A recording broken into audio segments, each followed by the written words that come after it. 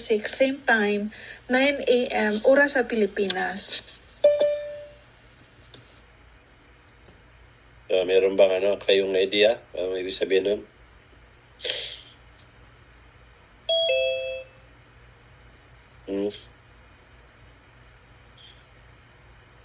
Wala ba kinaisip? Nandiyan naman si Dr. Rizal eh.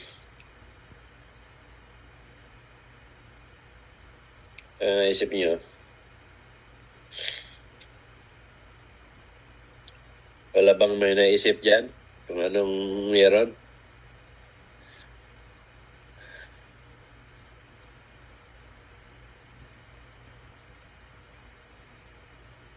So, wala.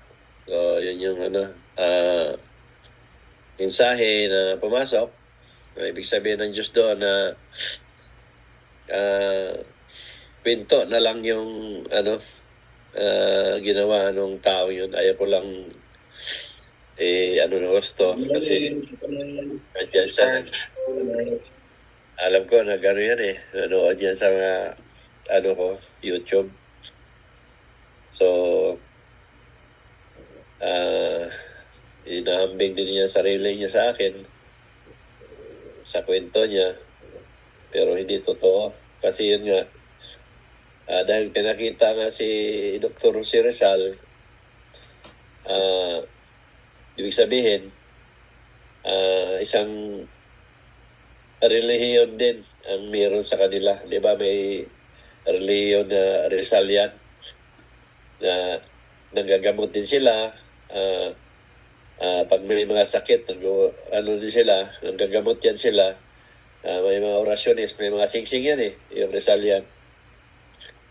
So, ibig sabihin doon, yung apoy na hindi sumisindi yung posporo, ibig sabihin walang power. Hindi totoo din na, di ba, ang posporo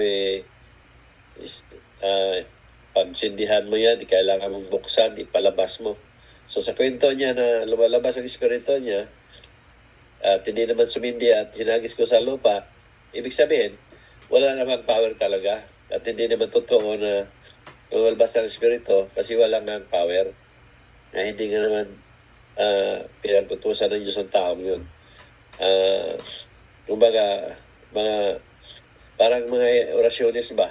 Mga illusionist. Nag-illusion lang sila ba na ganun. Na may power sila, nanggamot sila, at walabas yung espiritu nila. Na-describe nga na ganun nga daw paglabas, pero siyempre, ayaw ko naman na kontrahin. Kaya ako lang, makinig na lang ako. So, maraming dito, ganyan. Pinag-aralan nila kung ano yung na nature ng tao. Parang nagkaroon sila ng psycho. Pero sa part pa rin ng relihiyon yun. Marami dito. Minsan nag-stayan dito sila pag halos isang buwan. Pupunta lang doon sa mayroong silang religion siguro yun.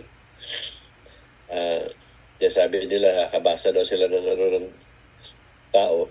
Pero yun nga, sa nagkikwento, kaya ko lang i-elaborate at sa inyo kung anong tunay na kalagayan ng tao.